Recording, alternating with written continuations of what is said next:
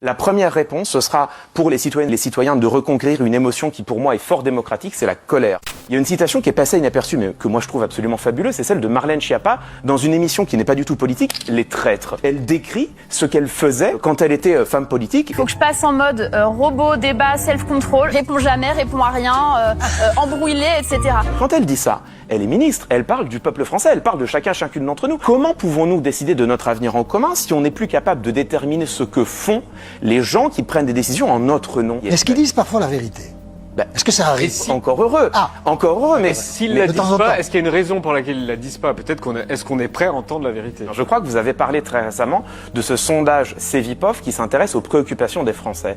Qu'est-ce qu'on remarque? On remarque que la première préoccupation des Françaises et des Français aujourd'hui, c'est la vie politique. Les Françaises et les Français ont perdu confiance non seulement dans leur président de la République, mais plus généralement dans le fonctionnement des institutions et dans la parole politique elle-même. Donc, moi, la réponse que j'apporte, c'est oui. Moi, ce que je crois, c'est que les gens ont envie qu'on leur dise la vérité, sont prêts à l'entendre, veulent délibérer sur leur avenir en commun. Mais pour délibérer sur notre avenir en commun, encore faut-il qu'on sache ce qui se passe. On m'oppose souvent, oui, mais tu te centres sur le gouvernement, tu ne dis rien de l'opposition. Y a-t-il des mensonges parmi les groupes d'opposition? Oui, bien sûr, parmi tous les groupes d'opposition. Quand un groupe d'opposition ment, bien sûr c'est grave, bien sûr c'est dommageable et bien sûr cela arrive, mais il ment en son nom. Quand le gouvernement ment, il ment en notre nom. Il porte la parole de l'État. Il justifie des décisions qui sont prises en notre nom.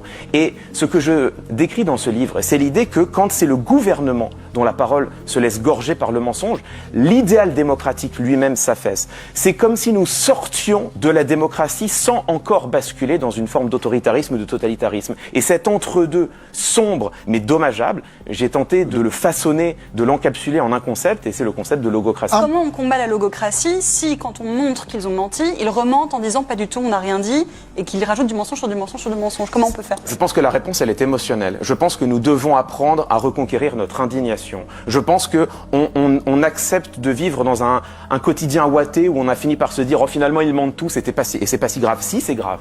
Bien sûr que c'est grave quand un responsable politique nous ment, et bien sûr qu'on est en droit de s'indigner devant une situation indignante. Moi, je crois que la première réponse, ce sera pour les citoyennes et les citoyens de reconquérir une émotion qui pour moi est fort démocratique, c'est la colère. La colère légitime et fondée quand on nous ment sur des décisions prises en notre nom à nous. Vous restez avec nous, le livre s'appelle Logocratie et c'est au Seuil.